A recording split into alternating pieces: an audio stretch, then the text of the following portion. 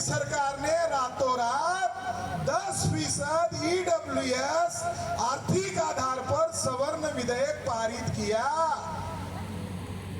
और धोखा हुआ। यानी इसी बात को कोर्ट में चुनौती लेकर गए और कोर्ट में कहा कि अगर आप 150 की बाउंड्री लांघ रहे हो, जब हमारे लोग कह रहे हैं कि हमारा आर्थिक आधार का रिजर्वेशन नहीं होगा, तो ब्राह्मण के लिए आर्थिक आधार पर क्यों रख रहे हो? तो ब्राह्मण जज ने कहा कितने दिन तक रिजर्वेशन रखा जाए। ब्राह्मण की गुंडागर्दी इतनी हो गई कि जज साहब न्याय देने के लिए नहीं बैठे, बल्कि इशारे में कहा कि रिजर्वेशन कितने दिन तक रखा जाए। इस पर सरकार को विचार करना चाहिए, दोबारा ओबीसी को धक्के मारकर निकालना। साथियों, 3.5% ब्राह्मणों ने पार्लियामेंट पर कब्जा किया। जिनके पास वोट नहीं है उनके 5 राष्ट्रीय दल है। कांग्रेस ब्राह्मणों का दल, बीजेपी ब्राह्मणों का दल, माकप भाकप ब्राह्मणों का दल, तृणमूल कांग्रेस ब्राह्मणों का दल।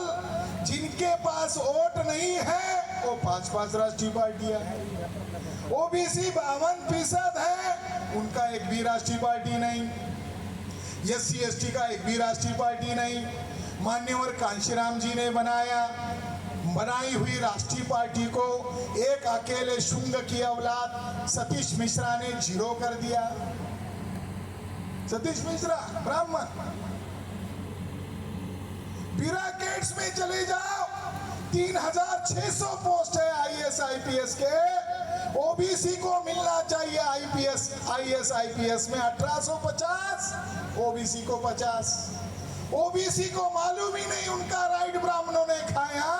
ब्राह्मण बनियों को मिलना चाहिए 540।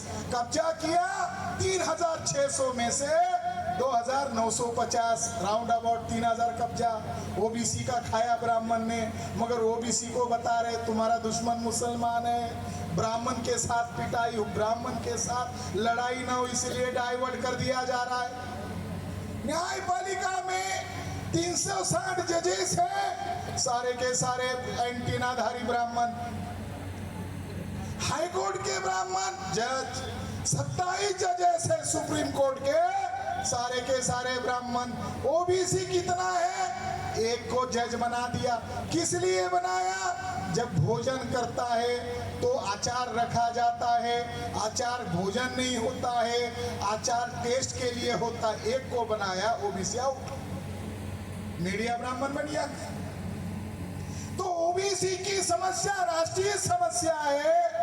ओबीसी का क्रीमिलेयर हटाना चाहिए, मगर ओबीसी का क्रीमिलेयर नहीं हटा रहे। 150 की सीमा ब्राह्मणों ने लांघ दी और सवर्ण के नाम पर उनको अलग से दिया। पहले ही 90% है, अब 10% कर दिया। और आज सारे सरकारी सेक्टर, सरकारी उद्योग कंपनियों को भेज दिया है रिजर्वेशन देना न पड़े। इसीलिए नरेंद्र मोदी ने सारे सरकारी उद्योग कंपनियों को भेज दिया है। रेल को भेज दिया, एयरलाइंस कंपनी को भेज दिया। क्या बचा? ब्राह्मण तो वही कह रहे, क्या बचा अभी? काय के लिए आ रहे हो कोर्ट में? इसलिए तो कह रहा है खत्म करना चाहिए। अरे वो खत्म कर दिया है। ओबीसी की जनगणना करने के लिए साउथ इंडिया में ओबीसी के लोगों ने नरेंद्र मोदी सरकार को कोर्ट में घसीटा, तो वहां की हाई कोर्ट ने केंद्र सरकार को कहा कि ओबीसी कह रहे हमारी जनगणना करो। तो नरेंद्र मोदी ने कहा अभी भी जनगणना नहीं करेंगे और कभी भी जनगणना नहीं करेंगे। हलफनामा देकर कहा।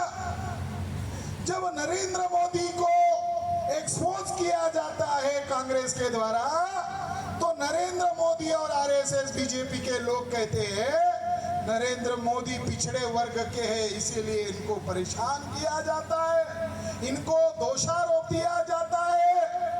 यानी नरेंद्र मोदी के नाम पर 3.5% ब्राह्मण वो पकड़े न जाए, इसलिए नरेंद्र मोदी का ढाल इस्तेमाल करते हैं और नरेंद्र मोदी कहते हैं कि मैं 56 इंच का सीने वाला हूँ। 56 इंच का सीना, नरेंद्र मोदी का बयान है कि नरेंद्र मोदी का सीना कितना बड़ा है, 56 इंच का है।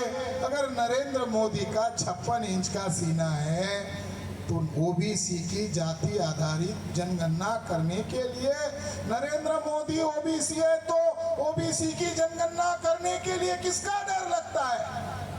नरेंद्र मोदी अपने आप को ओबीसी कहते हैं तो क्यों नहीं ओबीसी की जनगणना करना चाहते हैं? नरेंद्र मोदी जैसे खेत में किसान आदमी पंछियों से खेती बचाने के लिए खड़ा करता है, हरियाणा में उसको क्या कहते हैं? रावा। नरेंद्र मोदी प्रधानमंत्री नहीं है, वो रावा है, डरावा। डरावा है, धोखा है, डरावा है, ओरिजिनल नहीं है, वो डरावा है, डुप्लीकेट है, क्योंकि उसको नॉमिनेट ब्राह्मणों ने किया है। आरएसएस के ब्राह्मण्स ये ओरिजिनल शासक है, ये केवल मात्र दिखावे के लिए खड़ा किया गया प्रधानमंत्री है। ओबीसी की जाति आधारित गिनती कराने के लिए ये महापंचायत आयोजित की गई है। ये शुद्राज राइजिंग काय के लिए कि ओबीसी की अगर जाति जनगणना नहीं कर रहे हो तो ओबीसी को जत्थेबंद करना होगा, और ओबीसी की वास्तविक जनगणना ब्राह्मण क्यों नहीं करना चाहता है?